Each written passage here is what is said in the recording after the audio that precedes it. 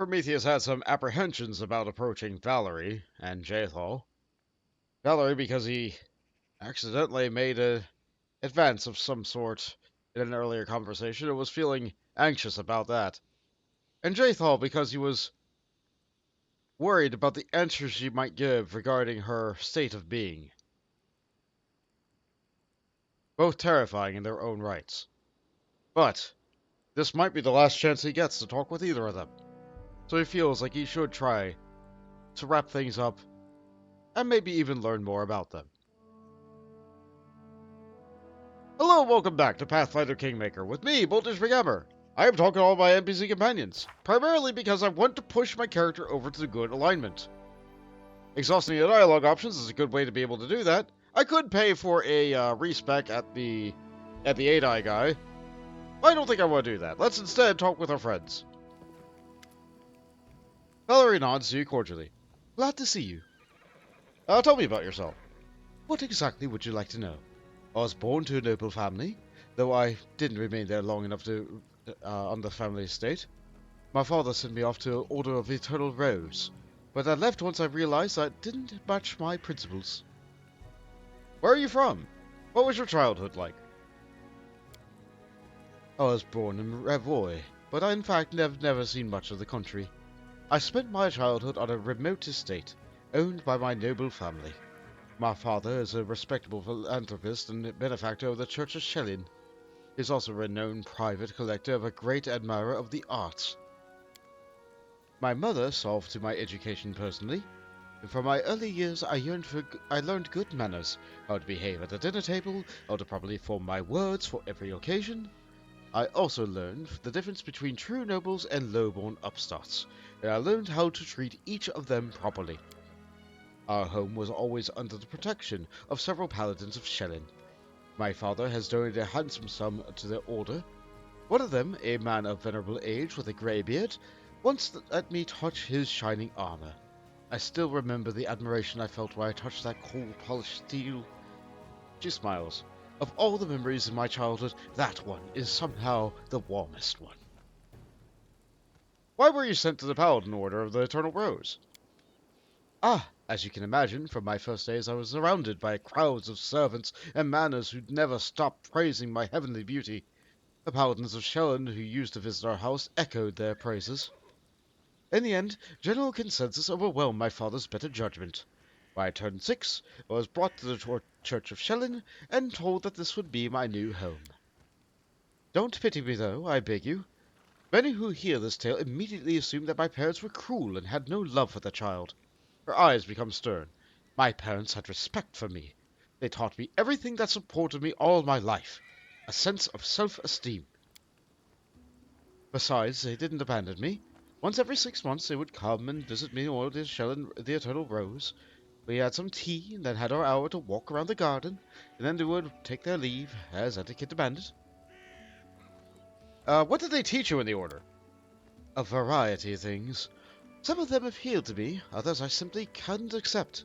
I enjoyed the physical activity and the swordsmanship, but the arts, calligraphy, painting, poetry, so many other ways to waste one's time.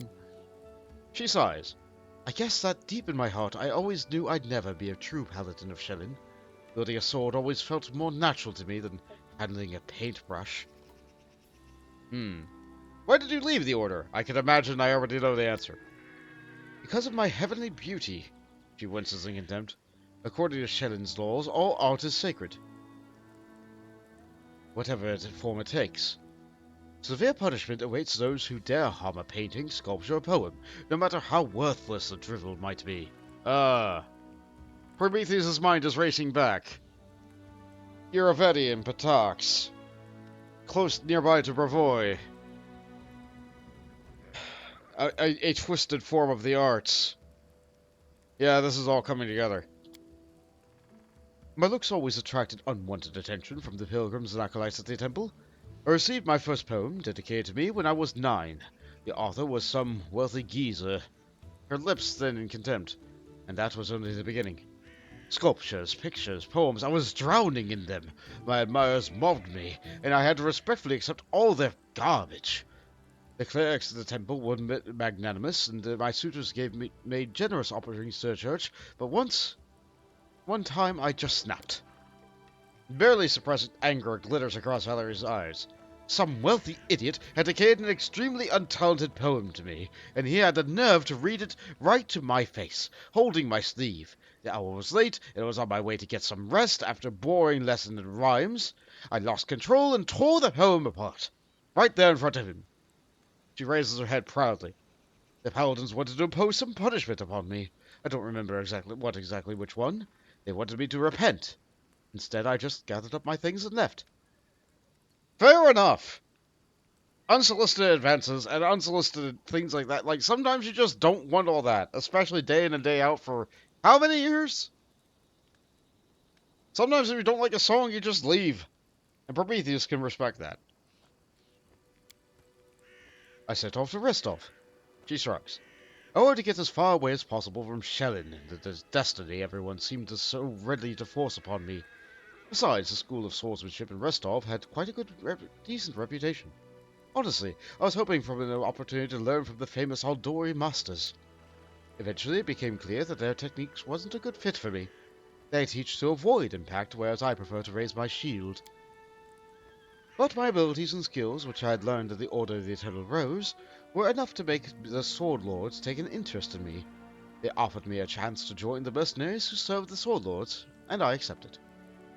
Good! What a wonderful tale! I bet your beauty inspired many people in the Order. Her gaze suddenly becomes cold, and here I'd hoped to avoid the question. She exhales loudly. Well, let's get this over with once and for all. You should understand that I am perfectly aware that most races, orders, and genders find me physically attractive. It's beyond my power to change that. While I've never given a potential admirer any reason to start a conversation with me, it doesn't stop them. After leaving the Order, I took a dagger and cut off the long hair that they used to praise. Well, now I get letters praising the beauty of my eyes. Was it because of my appearance I ended up in the Order of the Eternal Rose, though I never wanted to be a paladin? It was because of my beauty that an infinite number of suitors had pursued me, all of them confusing simple politeness with hints of affection. She clenches her fist. But do you know what I really want? I want people to stop treating me like a piece of art. I want them to notice me, that I'm a person, and I'm capable of something more than smiling for paintings when I'm wearing a lacy satin dress, holding a basket of peaches in my lap. Is that too much to ask? The last question comes out in a shout, though Valerie doesn't seem to realize it. Yeah, she has a lot of things built up there, a lot of issues. Prometheus completely understands. Let's see. Thank you for your honesty. I understand you very well. You are a true friend who I can trust with my life. Or, I know what you mean, but still, you shouldn't drive people away who only want to open up their hearts to you. It's not their fault for inspiring such a feeling. Or, whoa, why all the shouting? It's just a simple question. What's become of all your precious self-control? No. He'll go with the first. He understands completely. He just wants a friend. She just wants to be seen as a person. This is great. I'm truly happy that you understand me. Thank you.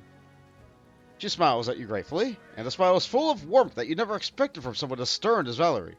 You suddenly realize that you're smiling back at her. Yeah, let's change the subject. You have my attention. You bows politely. Tell me about the Way of Shellin and about her paladins. I am not changing the subject at all. Shellin is a goddess of love, beauty, and art. Her paladins are something like armored artists. That's how they like to think of themselves, at least. She tries to contain her feelings, but her inner contempt bursts forth. They are fanatical defenders of worthless, inartistic paintings and meaningless opuses, and if you care to know my opinion... You speak of Shellin with such contempt. What did the goddess of beauty do to earn your anger? I already know, but... She's been trying to ruin my life. She snorts. Shellin, the goddess of everything useless that ever existed in this life. All the beauty in the world, all the art, all the soulful sighs in the moonlight, they'll never feed a single family. And I beg you to restrain yourself from offering your own opinion. Trust me, I've heard everything you can tell me. More than once. Nothing and nobody can change my mind. She looks at you with suspicion. As for Shellin, she's a goddess of idlers. I almost joined her preposterous entourage. I'm just glad I was smart enough to denounce her while I still could. What do paladins of Sheldon usually do? They wander around seeking the next pile of garbage. When they find it, they call it an immortal piece of art and admire it until they're blue in the face. You might not believe this, but the paladins of Sheldon aren't allowed to slay their enemies if they beg for mercy. Can you guess why? Yes, a bandit, rapist, or murderer who has been put to the sword will never be able to create something beautiful in the future. So a paladin overpowers her enemies with metals that inspires him to create a masterpiece. Her face reflects extreme disgust.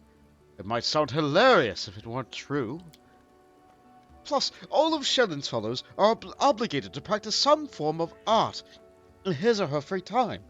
Every single day, no matter what else is going on, even if you're feeling sick, or hungry, or sleepy, otherwise, according to the clerics, you lose your connection with your goddess. A preposterous notion, wouldn't you agree? Wow. Sorry about that. Yeah. In such a situation, it would merit arrest. It is a little bit much. But Prometheus can now understand that perhaps those of faith are, glances back at Tristan. Maybe just a little, it's a much. It's much. Let's just put it that way. It's a lot. I understand that not every piece of art is good, or even decent, but surely there must be at least a few great works among them. Is that what you think? She curves an eyebrow, mocking amazement. Many share that delusion. I was deceived too for a while. Now I consider all works of art useless. People create this garbage because they have nothing better to do. The peasant doesn't paint a picture, he plows the earth to feed his family. The soldier has no time for sculpture, he must defend his homeland. But idlers and slackers have plenty of time to waste, so they smear canvases with paint and imagine they've done something worthy of value. Valerie shakes her head in disapproval. You said that every paladin must practice some kind of art. What kind of art did you pursue? I used to embroider, and I still do from time to time. A treacherous blush covers her cheeks. It's nothing, I assure you. Just a simple task to keep my hands busy, and keep the gloomy thoughts at bay. Nothing special. Prometheus raises a finger and waggles it. Ah-ha-ha! Aha! You do some art! You do some art. See, you're not busy all the time. Even a little art can be fine. I see. Let's talk about something else. I couldn't agree more. I can be frank, and with all this talk about Sheldon makes me want to spit. For a noble upbringing prevents me from performing such an undignified act. Fair enough. So, you're an atheist. You don't worship any deity. Right. I need no guidance from above. I have my own good conscience and my leader's orders to live by. I see. So you substitute a god for a king. I mean, that is a way to live. You know, you don't have to follow etiquette to maintain good manners while speaking with me, if you don't want to. I'm aware of that, she sighs. But I'm sure you understand that I'm what I am. That's how I was brought up, first by my parents and then by the mentors in the Order. Besides, I was born to a noble family. She raises her chin proudly, so I rather enjoy the idea that my manners and speech differs me a bit from the common language of the peasantry. You can't just imagine how many social climbers have bowed politely to the moment I opened my mouth. I guess you have plenty of suitors. She rolls her eyes. Sadly, you're right to suppose that. Even here in these remote lands, one can find offspring of many noble houses, and all of them consider it their duty to kneel before me, begging to walk with them in the garden. Her voice is overflowing with contempt. If words were poison, you'd be dying a horrible death. Oh, and don't forget about the village oafs. They understand the concept of nobility perfectly well, so they realize that I will be punished if they dare to make any advances towards me. So they prefer to stare from a distance, drooling, and believe me, I can very well imagine what they discuss in the taverns. She shivers and jerks off her shoulders, as if trying to shed the sticky, disgusting stares. Yeah, fair. Completely fair. You know, you really are quite beautiful.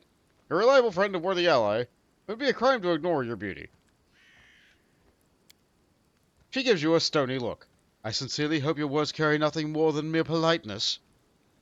For a moment yet, I'm not going to stalk you like your admirers, but I want you to know that I've noticed you. No, we're not doing that. We're not making that mistake again. And what if they meant something to you? If you're afraid to yield to temptation, I know you have plenty of suitors, but I'm not afraid of competition. No, we're not doing that. Oh, yes, that's what I meant.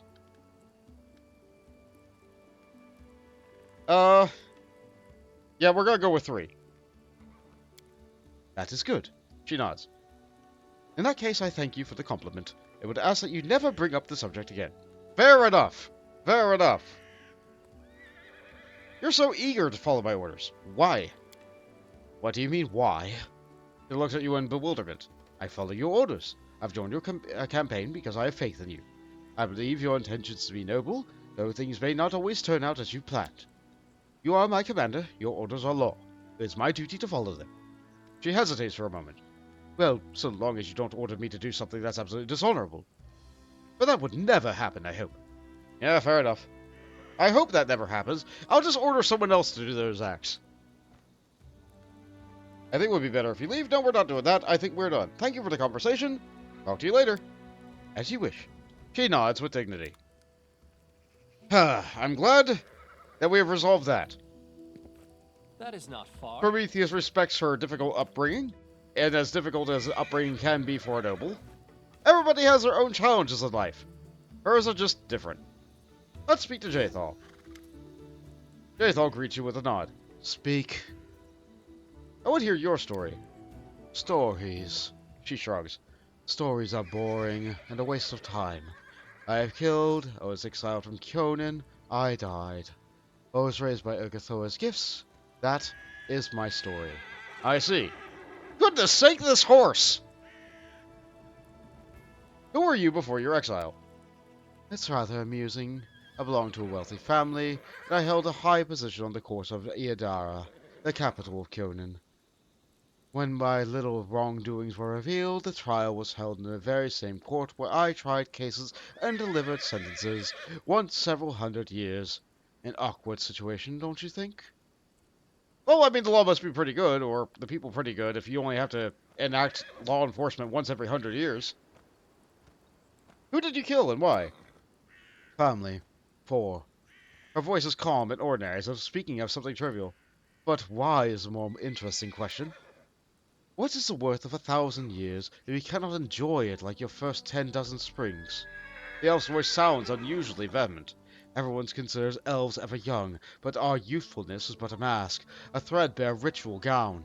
What lies underneath? The dust of years and jaded repetition. With each of the year the dust grows thicker, and erstwhile joys cease to excite, they cloy a dish that you tasted 1,000 times. Long did I search for a way to avert this fate. Don't I, who has truly tasted life, deserve a better lot than those benumbered old elves who close themselves off to the world? And I found a way in the ancient text of the Thor, a ritual involving the blood of my kin. A trifle. That would make each day as feel as a holiday, created especially for me. Ritual gave strength not only to my body, to my mind and soul. And my mind whirled at every sensation, each sip of wine of elkin caress. Oh, how I miss this. My cousin was the first I used to a ritual. It was a simple matter to pass her death as an unfortunate accident, but the enchantment would not last. I had to find another, and again conceal my trial. With the third death, my family grew suspicious, and upon the fourth, my deeds were finally revealed. Such a pity. If not for this, my unlife even now would overflow with burdening pleasure. But I have dozens of useless relatives. Prometheus hates all of this. His family was small. The only person he ever knew was his mother. He cannot imagine the idea of harming his own mother. So, let's see. Did you kill innocent elves for entertainment and pleasure? That's abominable. Or, I hope you suffered fair punishment for your crimes. Or, I'm not one to judge you for your deeds. No way. Lawful evil, an objective worth pursuing. But wouldn't it be better to refrain from secret murder? There are many ways to arrange a death, while keeping it within the boundaries of the law and decency. No, I would never. And in the end, we all live for ourselves. The lives of others shouldn't outweigh our own. No. We work with our better man. Neutral good. Yes, I have. She shrugs.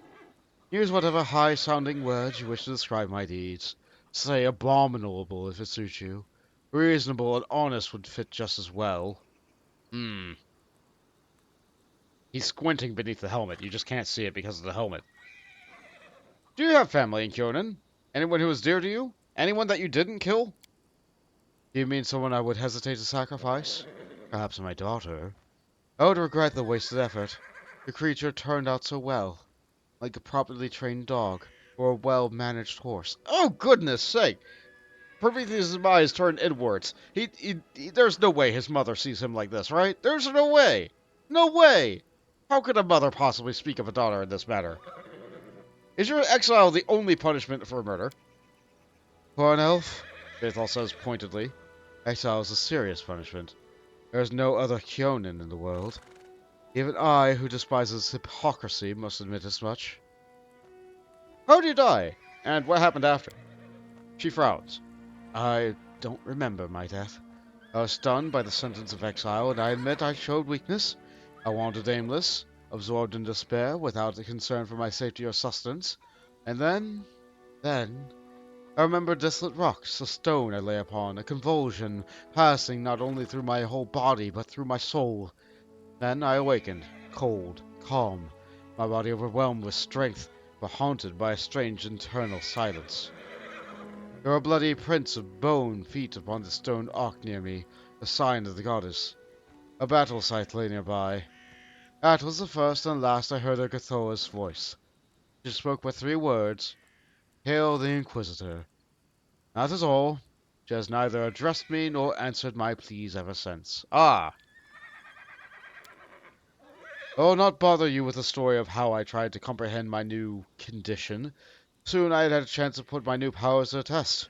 A group of my kin had tracked me through the woods. They were insolent and would pay dearly for this. I had to reckon how I might free myself of their persistent chase. A powerful protector from among the short-lived could help me, and the Sword Lord seemed suitable. That is all. Tell me about your birthplace. Tell me about Kyonin. Prometheus is very excited to learn more about Kyonin, because he's only ever seen green gold. I hope you do not ask from idle curiosity. Kyonin is the birthplace of the elves. The other races are allowed to visit, but within reasonable limits. Usually only so far as green gold. Prometheus nods many times. This is the enclave for half-breeds and a short-live. A whim of our queen. I enjoyed going there sometimes, but to a wild beast show. Beyond this caricature of a city, Kyonin is a mixture of grandeur and the sad remains of ancient glory. I see. So it's old. Next to today's graceful dwellings lie the ruins of ancient monuments and fountains. Those prefer to live in small groups in secluded settlements. The most outgoing and ambitious live in the capital, the Adara. Daily life is filled with the efforts of 100-year-old infants seeking worthy goals, and 1,000-year-old stony cynics entertaining themselves howsoever they can. That is all. It's scarcely worth mentioning that even this gloom is far more tempting than anything one finds in the lands of the short-lived. Entirely alien perspective. Enough talking about your past. As you wish. What's it like to be undead? Do you wish to know what it means to be personally, or what powers and limitations it possesses? Do you regret not being alive anymore? A shadow passes over her face. You surely know how to ask questions. She says nothing for a long time. 2 desires led me through life, to feel pleasure time and time again, and to achieve perfection. On life brought me closer to the second, that I am changeless, torn from time. The chaos of the world and even the soul circle have no power over me, but everything comes with a price. Most things that brought me pleasure in life are meaningless to me now. How can I decide which is better? There's no purpose in living only for yourself. It makes life and unlife equally senseless, or chaotic. A bright life full of pleasures is better than unlife, though eternal. Or chaotic, evil. You become powerful, and that's all that matters. That's much better than the life of ordinary mortals, and even elves. I'm gonna go with a good one. Agreed. She yawns pointedly. That's the one time she agrees with something good. How about that? How do healing spells, prayers, and potions affect you? Dreadfully, of course. Your healers had better stay away from me in battle. The undead are healed through interaction with negative energy, and I can perfectly manage that on my own. For now. You don't need to sleep, right? I am spared from that bothersome need. But I hope you do not take that as a reason to invent additional responsibilities to entertain me during the night. I spend this time meditating and addressing the goddess. Ah, fair. So even people who don't sleep need to rest to recover their spells. Got it. I'm not even gonna ask about the carnal pleasures. I'm gonna exhaust the dialogue option, but Prometheus would never. He would never! A tactless and facile question. That pleasure is now senseless to me as food or wine. Action without feeling. She cringes. Yeah, I'm cringing too. I'm cringing too. Not with the... No, nope. Nope. Nope. Nope. Nope. Let's get away from this. Oh, thank you. I have no more questions on this. Apparently not. Tell me about your goddess. It might sound strange, but I know less than others about Urgathoa and her faith. My transformation into her Inquisitor was unexpected, but I will answer to the best of my knowledge. I know about it, apparently. Why is the cult of Urgathoa forbidden in much of Golarion? Because Golarion is plagued by narrow-minded cowards. Some tremble at the freedom granted by Urgathoa. Others fear the wrath of Pharasma and her priest. Fair enough, fair enough. What do you know about Urgathoa herself? Oh, certainly. Urgathoa was once a mortal woman, basking in life and all the pleasures that it offered. Her passion was so strong that Urgathoa rebelled against Pharasma, against death itself and its laws. At her own death, she escaped the power of the Lady of Graves and returned to the world as a goddess, and as the first undead. Since then, she has protected all who submit their souls to pleasure and passion, paying no heed to worn-out mortals and their dictates of law. So a hedonistic god, I see. What does it mean to be an Inquisitor of Urgathoa? The question is more complicated than it seems. The Inquisitor is by nature the most zealous defender of their faith. The hand of the goddess is mundane affairs. And when I received this title and power, I expected that Urgathoa would tell me my mission. But this never happened. The goddess remained silent. There's only one reasonable explanation I can imagine, and that discovering what's expected of me is part of my mission. So reflect on this, make my prayers, and wait for a sign. Fair enough. Does Urgathoa feud with other gods? Not Urgathoa. The Pharasma still tries to call her to order, and Sarenrae to kill her. She laughs at the absurdity. What does Urgathoa require of her followers? To enjoy, to taste exquisite dishes, and to feel a lover's caress, and drink the enemy's suffering. A wonderful religious obligation, isn't it? I suppose. Enough about this for now. As you wish, conversation is truly a waste of time. I disagree, but okay. What made you follow me? Curiosity. The need for a reliable ally. You see, I must come to understand what my goddess seeks from me. Urgathoa gave me the power of Inquisitor without declaring her will to me. I await her reply, any hint or trace of clue, and I suppose our meeting was no mere accident. Besides, she cringes, I imagine that several Kyonin assassins still pursue me. They never risked attacking me while I was under the patronage of the Aldori. They're unlikely to attack me while I have reliable allies like you. Fair enough. You're my companion, so you can rely on my protection, but why do these assassins follow you? Let's deal with that. I don't know. They can't have been sent by the Queen. I am branded outlaw, but my punishment was exile, and it is not custom for elves to contravene on their own verdicts. My attackers shouted something about threat of blood. I suppose they're a splinter group of feeble-minded zealots, or someone on a quest for personal revenge. I could boot her out of the party, but I won't do that. Thank you for your conversation. Farewell! Okay, is there anybody else outside that we can talk to? Let's get away from the horse! For 5 seconds! I really wish that animal sounds did not persist while going through various cutscenes, but here we are. Nobody down here we want to talk to. How about up here? Oh boy, more people! Octavia and Regongar! Beautiful. As it should be. Let's take a moment. I'm gonna go to my stash. Do I have any more books? Did I pick up any additional books while I was out there? No? Okay, beautiful. Love it. Actually, no, we have a lab journal. Let's get rid of that. Okay. Okay. Any other things to open? No, we're good. Let's talk to Regongar first. Left to right, left to right. What do you want? Have a little chat? Alright, it's not like we have anything better to do. Tell me about yourself. What's there to know? I was born, I'm alive, haven't died yet. That's enough for you? Okay, it's gonna be like that, huh? Okay.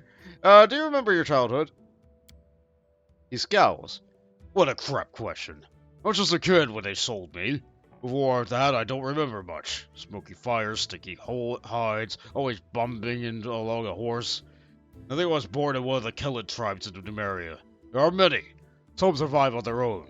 Some give up their pride and serve the Technic League. I guess mine was one of the cowards. They sold their own kids. I remember my father's hands. Rough, scarred, white. So I guess I get this green skin from my mother. But I don't remember her. I think I remember playing with another half-orc child, a brother maybe. For some reason, they didn't sell him, just me. Father gave him his dagger to play with. Never gave it to me. I won't remember. Forget all this. I'm an orphan. He waves his hand wryly. I grew up a slave. That I remember well. So many things burned into my memory. Most of all, I remember her, my Octavia. Today, we are almost the same age, but back then she was twice as young as me, just a child. But a brave one. Cunning, bold, and beautiful. The most beautiful girl in the world. I see. I'm glad you hold someone in high esteem other than yourself. What deity do you worship? Huh! I never get much help from the gods so far. If you make me choose, I'd say Callistria. Who else would I worship? The Sacred Sting, the goddess of pleasure, and revenge, oh yes! Fair enough. Where did you get your magical powers? What magical powers? The hells are you talking about? Oh, you mean these? He makes lightning grunt over his hand with a contented smile, then snaps his fingers, invoking a shower of blinding sparks. I had them since I was born. At least one thing I can thank my scum parents for. Maybe these powers are all they sold me to slavery. Think they were scared? Who knows? Damn Numerians. On the Technic League, they drew my blood to experiments, burned me with fire, tortured me with cold, electricity. And they told me, you won't believe it, they told me I had blue dragon blood in my veins. Not bad, huh? I'm a dragon, you freaks. Come check my blood if you dare. Grinning, Regongar strikes his palm with his fist, and another fountain of electric sparks shoots upward. What do your tattoos mean? They're magical. They help me control my powers. The Technic League gave them to me. I hope that somewhere in the body there was at least one sign left of my tribe, but no, I guess I didn't care to bother. Hell with them! I better hope I never find them. If I meet my father, I will even the score between us. How do you manage to use both the sword and magic, and not cut off your fingers? Prometheus has tried before. This is why he wears a glove now. It helps protect his hand from the various things that could happen on the battlefield. It's simple. I'm just that bloody good. Or gives a contented grin. It just comes natural. Got it. Do you enjoy making people suffer? Why should I care about their suffering? I do what I want. If I step on someone's toes, then they shouldn't have put themselves in my way. But chasing someone down just to torture them, that's only entertainment for maniacs like the Technic League. Well, on second thought, for them I would make an exception. I'd love to watch as I fry them nice and slow. But why do you ask? Do my methods shock you? Regongar clenches his fist, buzzing with sparks, and laughs loudly at his joke. Lawful good. It seems to me that you're no more than a common felon, or... If you treat your enemies like that, what makes you better than them, or... So long as you're in my party, try to control yourself. I don't like meaningless atrocities, or we could be evil. I, for one, enjoy the torments of others. Or very amusing. And you're right, if someone gets in your way, it's their own fault. Yeah, this is the kind of chaotic evil. No, we're neutral good. What makes you better than them? And why would you think that I want to be better? What does that even mean? I have no delusions of purity. I don't need to prove myself or my enemies that I'm better than them. Morally, spiritually, whatever. I just want them rotting in the ground so I can live, drink wine, and piss on their graves. Fair enough. Fair enough. Thank you for your answers. Thanks don't fill my purse. I'm just kidding. Tell me about your life in Numeria. You mean my life as a slave? I don't see much except for the slave barracks and the League's twisted laboratories. How'd you happen to become a slave? I was sold by my own tribe. I was just a little brat, I told you this. Eivor clenches his teeth, then spits on the ground and steps on it with his boot. So I grew up on slave barracks. I was raised to be sold like a battle animal. They tried to break me, but they picked the wrong brat. No matter how much you beat this animal, he only gets angrier. The orc punches himself in the chest and snarls. Why did your masters teach you magic? Can't you guess? Because magic is in my blood. That's why they brought me. I wasn't raised as some lowly mop slave but as a murder machine. I'd fetch quite a nice sum of gold. You might also ask if they knew if they'd take the first opportunity to rip their own guts out, using everything they taught me. Ha! Of course they did. But that's the Tactic League. They calculate risk. Octavia kept pretending to be a simple-minded, so I wouldn't expect anything much of her. I made every effort, though they didn't teach me much. What's there to teach? It's not book magic, it's innate. They made me practice with my sword more. I did my best in everything I studied all I could. They knew they were raising an enemy, but they thought they could keep me on a short leash, or sell me to someone with deep pockets, so I'd become someone else's problem. But who won in the end, huh? Who's free? Who will bury 'em all? A half-orc makes an obscene gesture of the northwestern direction, towards Numeria. Yeah, what a guy. Chaotic evil in the best way. What else did you see beyond your life in chains? What could I have seen? Well, when we ran through Starfall. That was a fine city. Big, loud, many merchants, things to see, things to steal. But I didn't have much chance to walk around. It's a very nest this sodding Tactic League. We're focused more on getting out alive. We met some barbarians. I'd asked them who might know what tribe I'm from. But they didn't know anything. I don't have any tribal tattoos, nothing. Actually, they're alright. Well, some of them. The Blood Pikes, for one, they're great. All the rivers are theirs. We sailed with them during one of our escapes, almost all the way to Brevoy, and they didn't turn us in. But the White Scars got after us after that. Those guys are shit! They sold their pride to the Tactic League. Oh, one more thing. One time Octavia and I tried to escape and stumbled across a Numerian monster. I'll never forget it. A huge spider the size of a house, made of metal, spitting fire, shooting deadly rays all around. That thing was probably tearing even a dragon to pieces. We wrote our escape plan, too. We had to go back. Oh no, I know exactly what that thing is. I'm pretty sure that's some kind of an annihilator. I'm pretty sure that's what they're called. Great big giant spider thing. They have like double chain Gatling guns. Oh, oh, goodness sake, how horrifying. And of course, they do have deadly lasers that they can fire off. Fighting technology is truly terrifying. It probably could beat a dragon simply by merit of it uses guns, it targets touch, it bypasses spell resistance. It also has lots of hardness to deal with all the dragon's attacks. Oh yeah, that would be real rough. Real rough. The dragon, although the dragon can probably just fly away. But I'm pretty sure those things have jet thrusters that they can fly. Good thing this knowledge will never come up in game. Good thing this knowledge, like, I'm pretty sure I'll never fight an Annihilator in this game.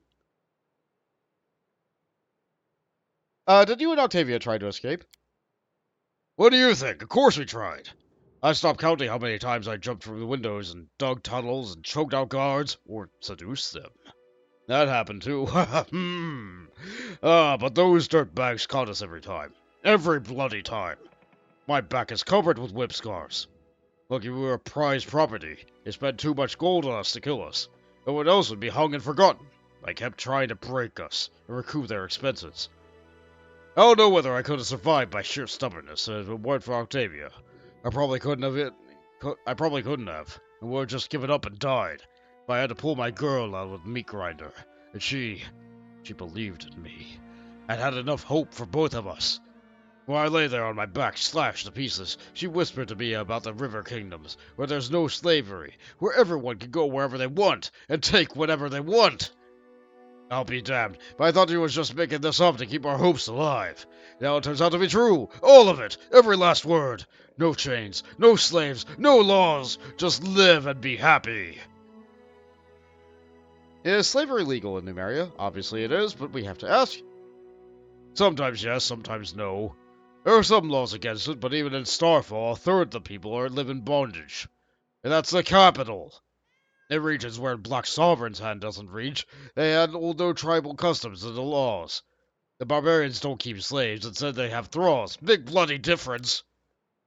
On top of all that mess, there's a tactic league. Law and customs mean nothing to those slime balls. Just take whatever and whoever they want. Thank you for your answers. Ask away. What kind of relationship do you have with Octavia? Well, my Octavia and I don't have a relationship. We have a life together. How did you meet? Back when we were just children, we were taken as apprentices by a great spellmaster, Janusz. Maestro Janusz, he calls himself. He was our teacher. Well, he made Octavia read books and memorize spells. I have my own innate magic. He trained me a bit, taught me how to control my guests, and so I wouldn't lose control and incinerate myself like a dumbass. Oh, teacher, we will meet again. There's one more test I must pass. But you were asking about my Octavia. We've been together all our lives. We learned everything together. How to weave magic, how to survive. As we grew older, we learned how to love. Without each other, we would never have gotten out of there. That's for sure. We should have given up and surrendered ourselves to death. But together, that's a very different story. Not the first time, and not the 10th. But eventually, we made it out. Why do you call her yours? She doesn't seem to like that very much. My girl loves freedom so much that even the slight chance of losing it might frighten her. She's so smart. You really think she feels like I'm trying to make her mine, like an apple stolen into the market? Me, who skinned alive and trying to help her escape? If she's afraid of the word my, it's because she doesn't understand the difference between my boots and my heart. But you understand, sooner or later. Are you and Octavia faithful to each other? Octavia and I are connected, and this connection cannot be broken. We grew into each other, you know? Jealousy is for the weak cowards, who don't trust each other and are scared of being tricked. If a knight on the side threatens your love, that just means there was no real love there to begin with. She and I are together, to the end. We will never part from each other. So when she likes some lad or some lass, there's no drama to me. I just ask her whether she wants me to leave him alone or join in. And she does the same. Ha!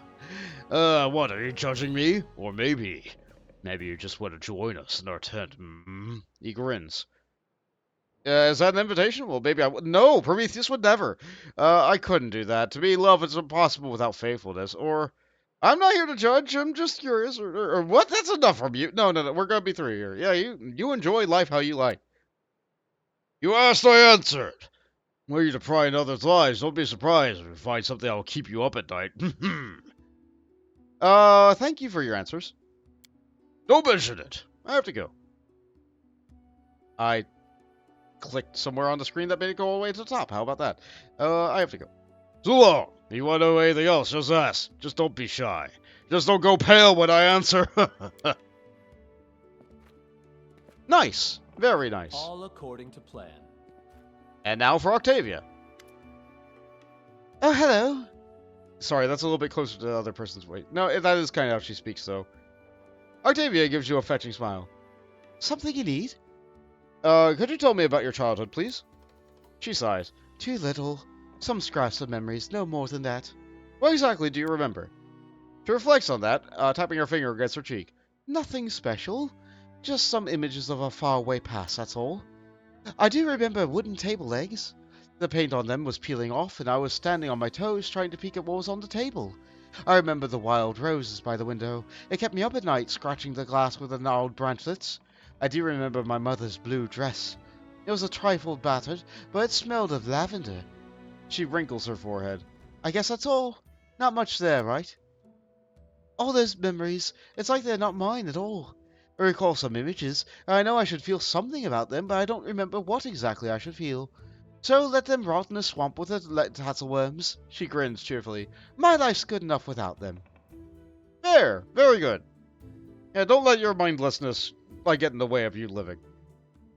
What do you know about your parents? You're a half-elf, right? Am I? She examines herself as if seeing herself for the first time. You know, you think you just might be right. I'm rather slim and tall, and I can see in dim light. She raises her hands and touches her ears. Aha! They're a bit pointy. Yes, I'm definitely a half-elf. Prometheus is just grinning the entire time with a very flat expression. Let's think about that logically. So my mother was an elf and my father was a human. Or maybe it's the other way around, and my mother was a... Finally, Octavia just can't anymore and just bursts into laughter, having spoiled her own act. Ah, so that's it. Now you know about as much of my parents as I do, she says about her laughter subsides. Fair enough. Prometheus knows his mother. He has no idea who his dad is. But given that he knows that his mother is an elf, he knows that his father is a human. Do you remember how you were enslaved? I clearly remember the man who took me away from my home. He was big, with a huge pot-belly and shaggy beard. I was afraid he would eat me, she shrugs. Anyway, he didn't stay with me long. He gave me to his slave accomplices, and I never saw him again. When my mother was giving me to him, she was crying. I can still barely hear her quiet voice, but I can't recall her words or her face behind the tears. There's a lavender smell. It tickled my nose as I went to sneeze. Did my mother sell me to slavery? But then why was she crying? If she didn't want me to be a slave, then why didn't she try to save me? She twirls her hair, pondering over the thought, then sighs. One more riddle from my past I don't care to solve. That must be horrible, being unable to recall your childhood. Oh, I recall my childhood in rather bright details. I was spent in dirty barracks. I wore flea-infested rags and slept on a straw mattress instead of a proper bed. She smiles humorously. Now I understand what you meant. You know, to be honest, I'm not sure I want to remember my childhood before slavery. If I could remember what I lost, maybe it would just bring me to more pain. She shakes her head several times and makes herself smile again. So it's good that I don't remember much of anything. I want to ask you about something else. Of course. What do you want to talk about? Will you tell me about your life in slavery? I don't like to recall it, but if you insist, she frowns. The slavers from the Technic League tried to ruin my life. But all they could ever do was ruin my childhood. How did you happen to find yourself in the Stolen Lands? My enslavers from the Technic League funded a large expedition into the Stolen Lands. 100 agents, tens of slaves, wagons. We were to search for some ancient artifact or ancient ruins. Our group never made it to the Technic League hideout. Along the way, it was attacked by a future owner of the Stolen Lands himself. I'll be forever grateful to him for it. She winks cheerfully. Excellent! That still means that the Technic League encampment must be... If we had to get them from the northeast... If Regongar thrusted his hips to northeast, then that must mean that the location of the Technic League base must lie further west. Probably somewhere in Patax, maybe? Maybe. Do you have many masters over the years? Yes, many of them. Some owned me for years, others felt like they'd had enough of me in a couple of months. Trust me, I did all I could to make every master eager to get rid of me. A slave that trained in magic is a rather expensive thing, so he wouldn't kill me. At least that's what was the hope. So I drooled and I played an idiot, and I listened to every new master argue with my former one trying to return me. Sometimes I punctured the pages of magic books I was forced to copy with a quill. Other times I pretended to mix up the spells, so instead of lightning magic torch, I set dozens of dancing lights floating just below the ceiling. Of course, most of the tricks of mine usually ended up badly. I got punished on a regular basis, but my back still remembers the master's whips, although all my scars from those times are long gone. Okay. Where did you learn to use magic? Oh, I was taught by a magic Dinesh in Starfall, where the most famous was the Numeria. Maestro Dinesh, as he insisted on calling himself. Her voice overflows with contemptuous sarcasm. Anyone would be happy to learn from such a great master, and only a talentless bitch like me would dare to reject his teachings and indulge in their laziness. At least that's what Maestro Dinesh used to repeat constantly while whipping knowledge into my back. The great Maestro was a big fan of punishment. Her lips present to a thin line. The Technic League didn't care as a few slaves died under the Master's whips, as long as Maestro Dinesh provided an arcane-trained one in return. Officially, there was no slavery in Numeria, but the Technic League is absolved of any law. A slave with the aptitude for arcane arts is worth much more than a regular one. A rest slave's repertoire is limited to only the simplest and safest spells, of course. So wizards are easier to control because you can control what spellbook they have and what they're able to restore in a day. What a terrible world. What a terrible country. Have you ever tried to run away? What a silly question. Of course I tried. As soon as we saw even the tiniest opportunity to get free, Reg and I grabbed for it. On an occasion, we jumped from the cart into the river. There was a time where we spent weeks trying to dismantle the far wall from the barracks to make a path out. Sometimes we attacked the guards when they least expected it. We craved freedom. We lived only to dream about it. Those short days, sometimes weeks where we spent on the run, were the happiest of my life. We used to hide out in the woods, or blend in with the crowd in the streets of Starfall. Midnight stars were our guiding lights, and we shared our dreams with them to reach the river kingdoms.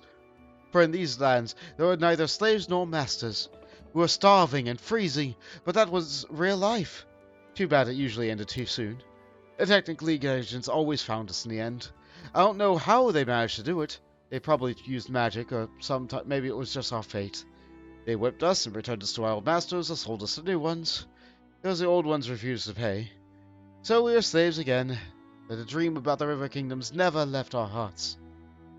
Have your masters ever hurt you? I mean, we know that they've whipped you, but... You figured that out, did you?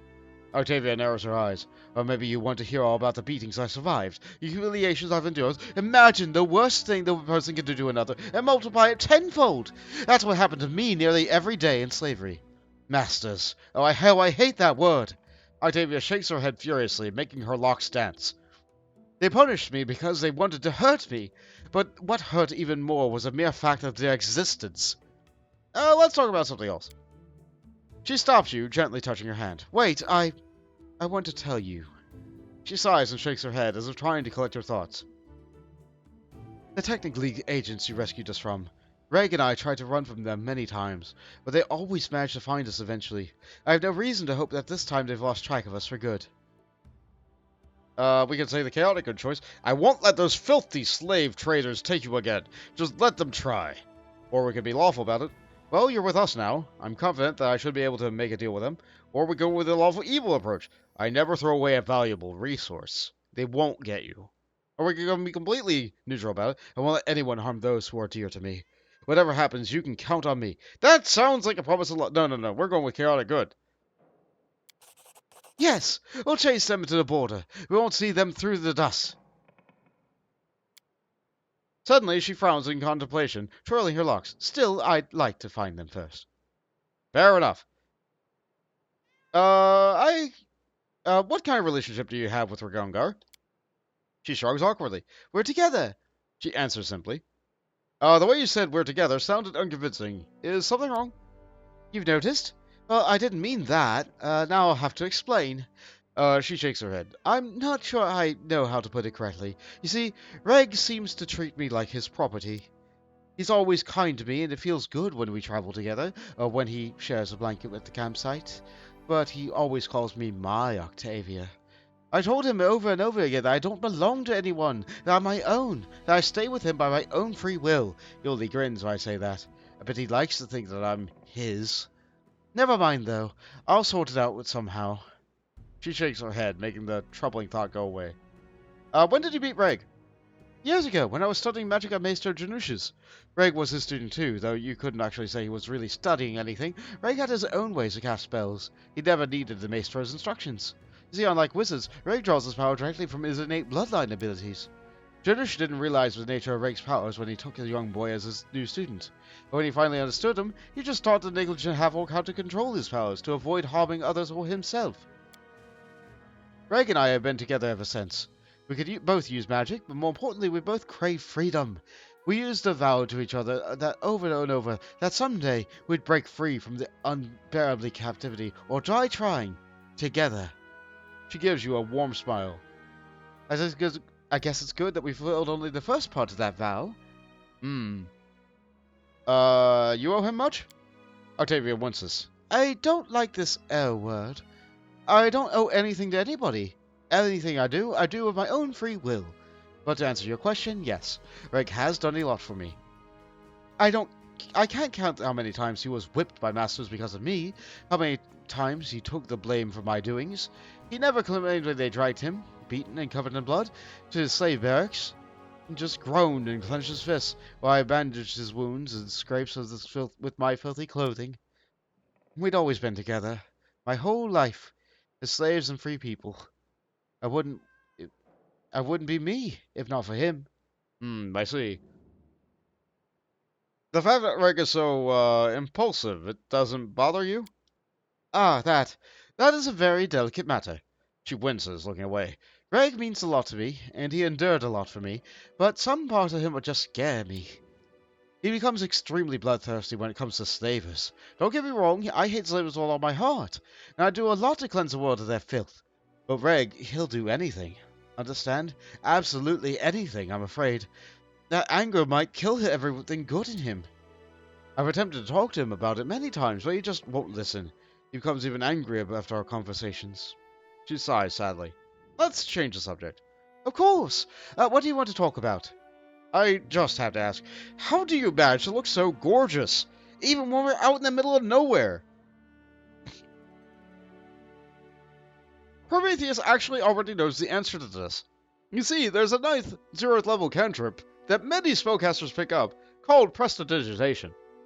It has the capability to clean, or soil, a 1-foot cube with every casting, and because it's a cantrip, you can use it every single round. So, even in the wilderness, you can be pristine and clean, every morning. Prometheus loves Prestidigitation.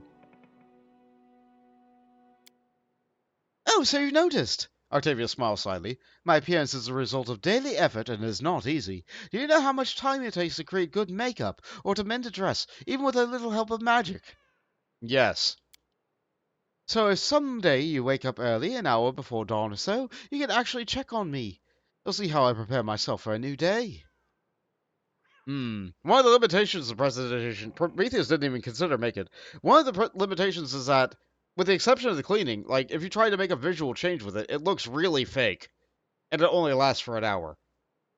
It is just a cantrip, after all. So makeup? She wears makeup? You thought she just looked like that. I guess it's makeup.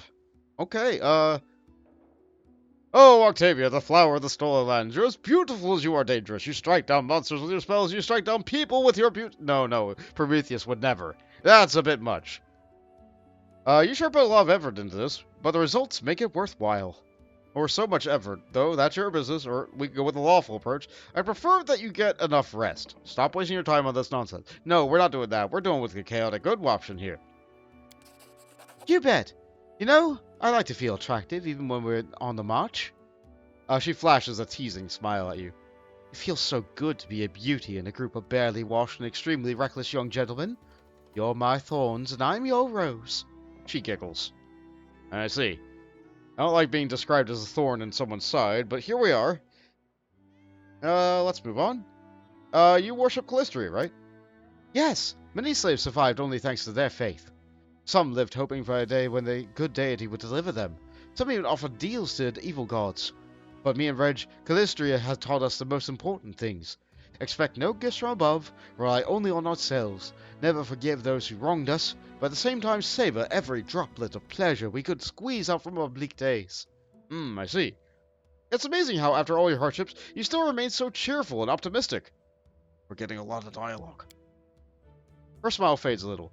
I try not to view my life as a never-ending course of sufferings. Yes, I've had my share of hard times, but do I need to recall them? After all, along with all the bad things, I had plenty of good things as well. We had a dream, and I followed it, and eventually it came true. Following that path, I met Reg and you. Now I'm free to surround my friends. Her voice trembles with hidden emotion, but her smile remains warm and sincere. Ah, she's afraid she'll lose it. I see. Prometheus can relate with that. Why do you need to find the Technic League agents? I need to be very careful here so I don't double. I broke free from slavery, thanks to you, and I've obtained everything I've dreamed of. My freedom, the opportunity to control my own life.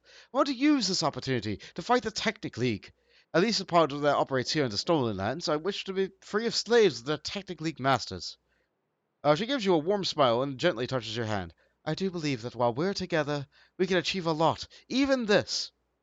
Fair enough. All right, we'll talk later. Sure, she gives you a friendly smile. Come any time. I think that's everybody, because although we have freed Harem from from captivity at this point, I don't know where he is. I don't believe he is here for me to have right now. Oh, wait, no, there he is. Just on the other side of a fire. I guess we're gonna have a dog while we're doing this. I like to be alone. You have plenty of time to think about a great many things. While my wounds heal up. Ah, so he's technically not part of the party, so we can't do anything with him yet. Alright, In due very good. time. Couple more conversations. We did, like, what, 4 party members? Seems like it takes about 15 minutes to talk to each party member, give or take. Some have more to say than others. And you know what? We will talk to them some more in the future. Prometheus is very happy to have had these conversations, as am I. I'm going to take the time between episodes to sell some stuff and get ready, and next time we're going to finally do it. We're going to report that we have succeeded in the Stolen Lands. Thanks you all so much for listening and watching, and I hope that you will join me again on my future travels. Later, Pathfinders.